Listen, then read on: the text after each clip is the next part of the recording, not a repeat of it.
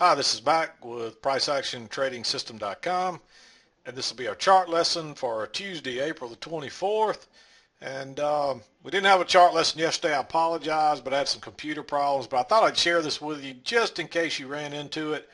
But I had a problem where my charts just prices were printing, but it was just creating one huge bar. It wasn't printing out and giving me all the bars.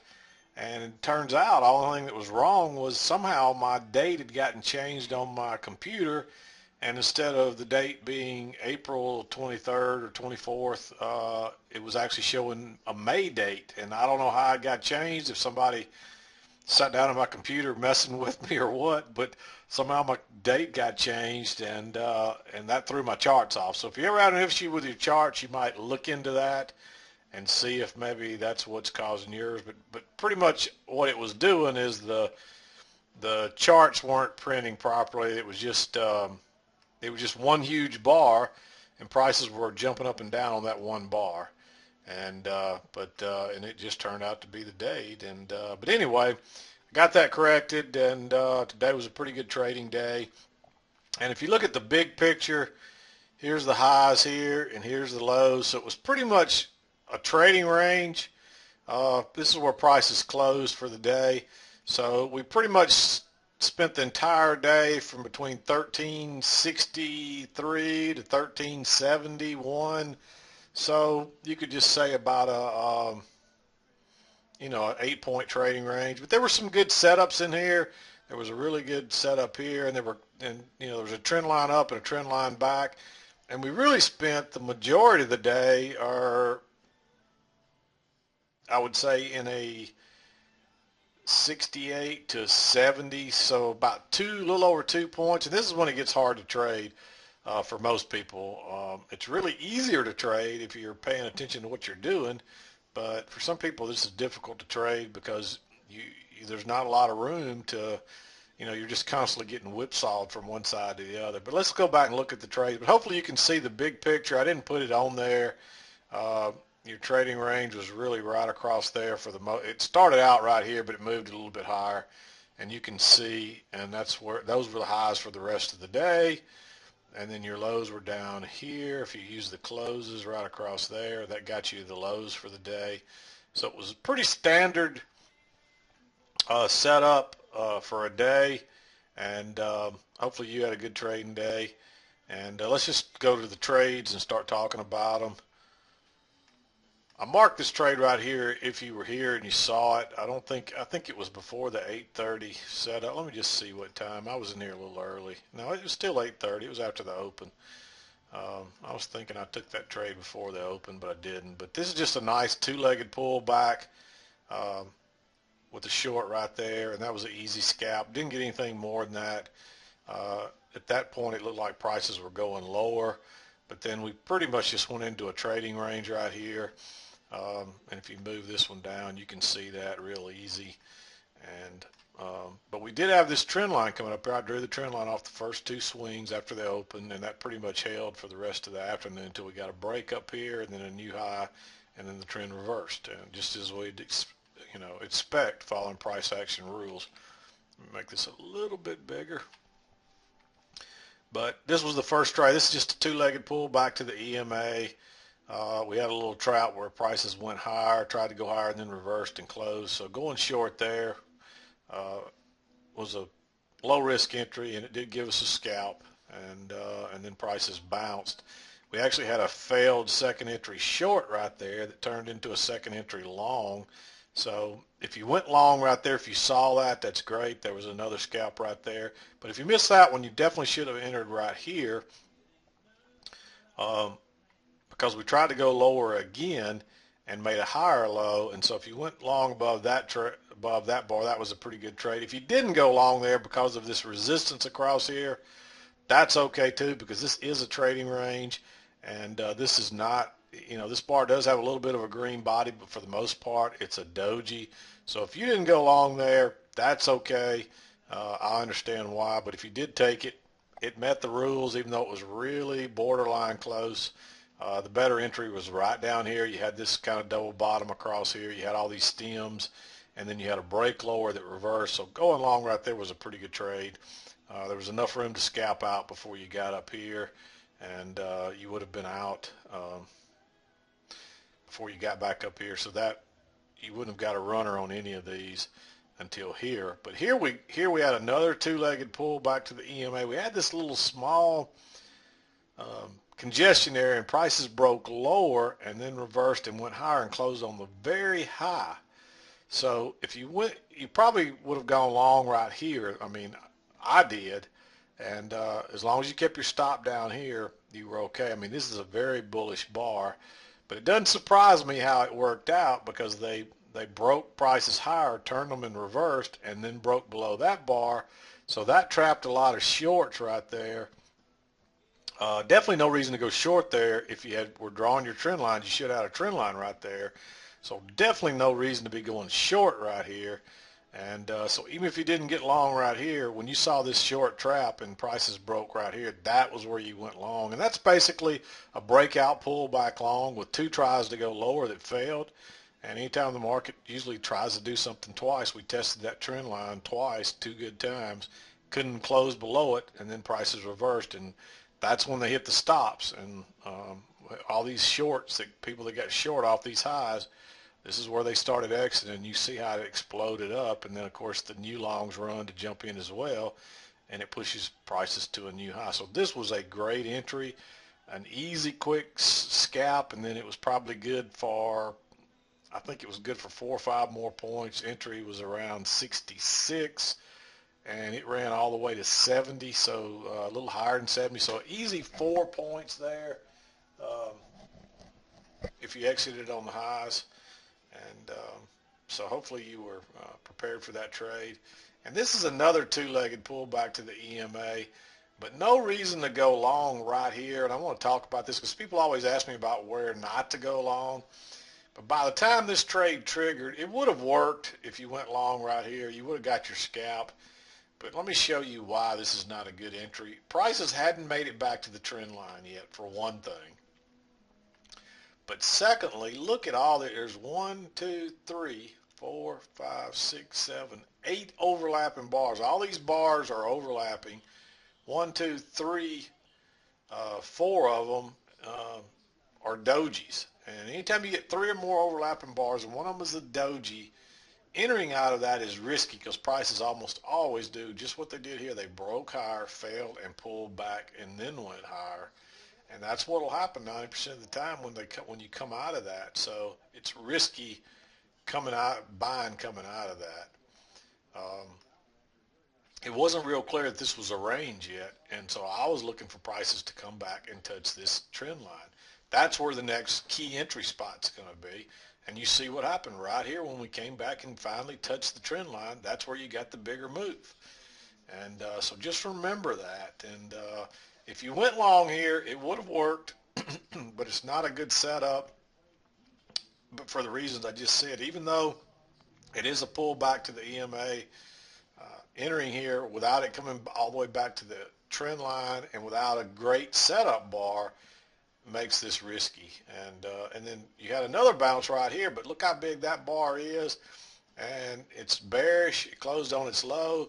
So by the time this bar finished, it still had a lot of stem, but even if you were going to go along there, look, you don't have enough room to scalp out, and you see what would happen. It went right to that point and reversed again, and no reason to go short here because there's not enough room to scalp out here.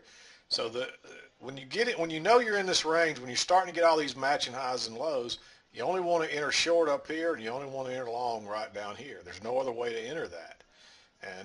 And you're better off to stay out. And you see what happened when you finally had this little failed break and this doji right at the very high, going short below. That's a great entry.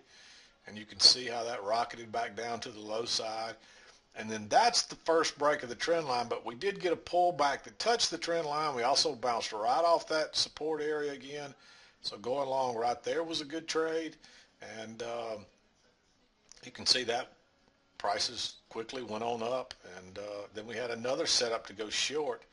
If you got stuck right here, if you did go short right there, which there's always a chance you did,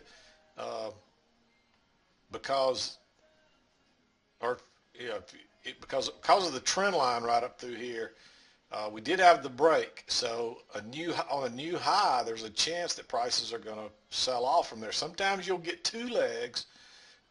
So it's always risky going short right here after just coming off that trend line. But with that trend line break, if you did go short right there, what I would have done by the time we got all these overlapping bars is I would have gone ahead and scalped, got out of that.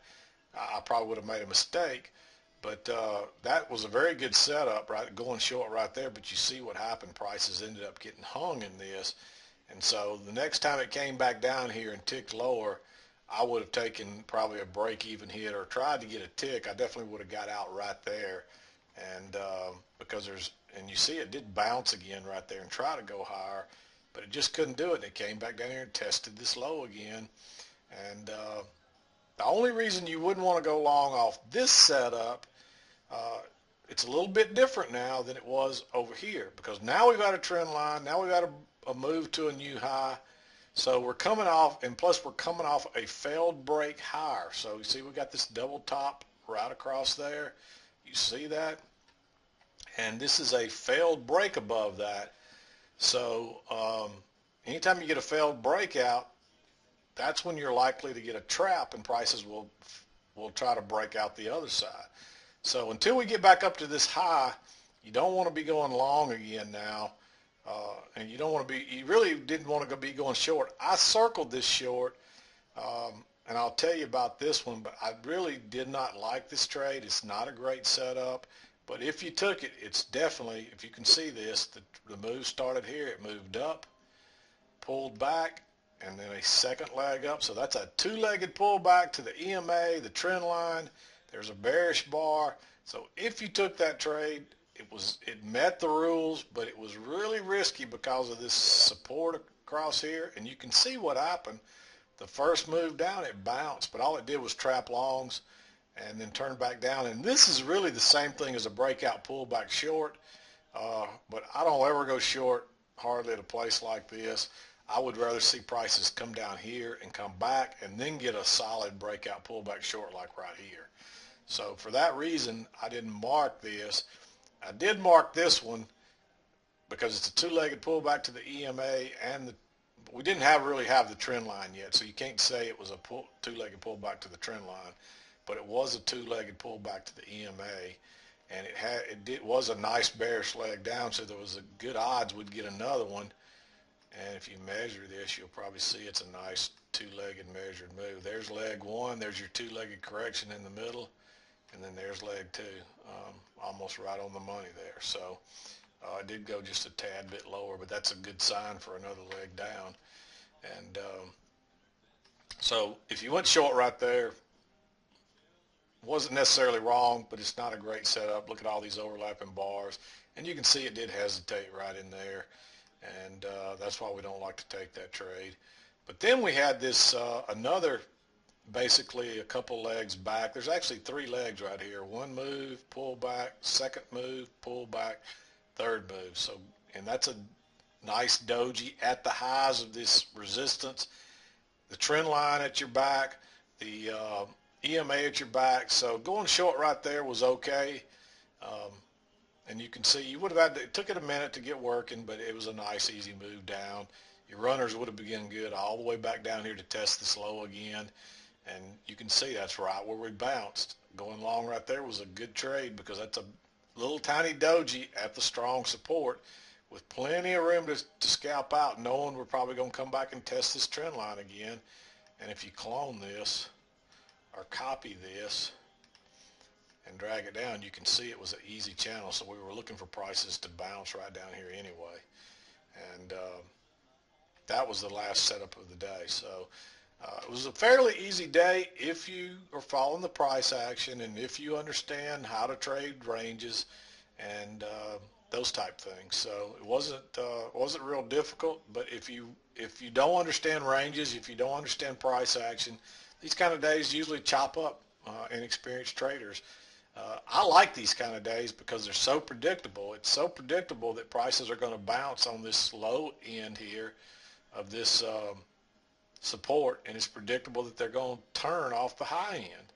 And The clue here that prices were going to go lower was that you drew your trend line off the first two swings to right here. So this was another test of that trend line.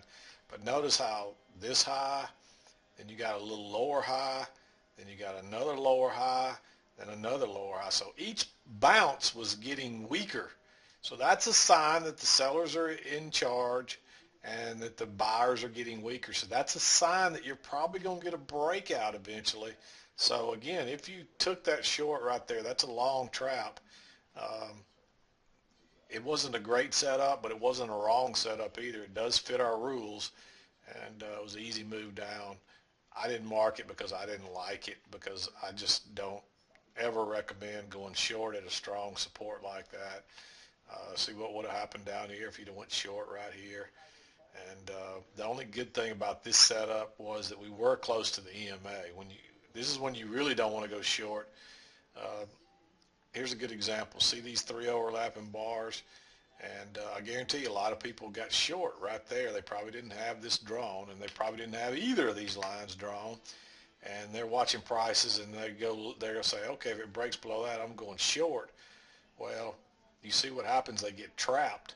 And look how far prices are away from the EMA. Your best entries are always going to be around this EMA during the pullbacks. And if you look, that's where they're all located. They're either going to be right at it or way, very far away from it. And but most all the best ones, see, these are all close. Here's another one that got way away from the EMA. And I guarantee there were people that got short right here, below that big bearish bar. And that's just trouble. You're asking for trouble if you do that, because that's an easy fade right there, especially if you've got your trend lines drawn and you're cloning them or copying them and dragging them down to find your channel. Because you see right there, if you did that, you know that you're down here where you're expecting prices to reverse. So anyway, hopefully you had a good trading day. If you didn't, hopefully you had a better one tomorrow. But if you don't understand price action, like I said, these kind of days can be very, very difficult. And you see now, if you take all those lines off, it just looks like choppy price action with no direction. And that's what it was. But that's why we put those lines on there, because they bring the picture out. They bring the temporary trends out. They bring the trading ranges out. So draw your lines. And if you don't understand price action, we've got a manual on our site. We don't charge very much for it, but it gives you all the rules. I'm continually getting emails from people that just pop in and find the videos, and they ask me about how to learn price action. Well, the way you learn it is to watch the videos and study. And if you don't know price action rules and all the things that go with it, then we've got a manual that'll teach you that. And if you watch all the videos, you can eventually pick it all up, because I give it all away for free really here in the videos. But to really learn it, you probably want the manual, so it's there if you're interested in it. But I'm going to call it a day. This is Mac with PriceActionTradingSystem.com, and we'll see you next time.